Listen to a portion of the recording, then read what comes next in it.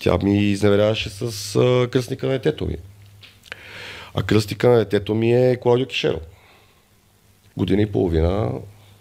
Зад гърба ти? Нашите рагацони, бат. Аз се прибирам от Барселона след операции. Аз съм с патерица. Нашата е била много натоварена психически, само детето, нищо не се е случило. Ще хода на Пловдив за матчи и да изненадаме Стела. Не бе, брат, ти отидеш да се почтиш с Кишеро, това последствие го включвам. И аз седим с патерицата, гледам детето. Аз естествено имах избор. Седнах, помислих и реших да проста. Простих и на двамата. Имаше някакво затишие, един месец, по-ниска от тревата и оттам нататък стана така, че аз съм виновен, че тя спи с Кишеро. Тя не е била лишена от нищо. Тя си имаше всичко. Тя имаше... Човек има сигурно обувки за над 15-20 хиляди лева.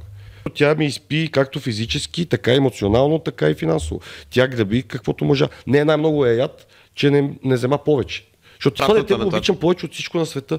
И дори Петричев мога да... Човека ще го потвърди. Ми е казал хиляди пъти, въпреки всичките мои кусури и други хазартни зависимости и така нататък, вика, Владо, ти си един от хората, които най-добре си гледа детето от целия отбор.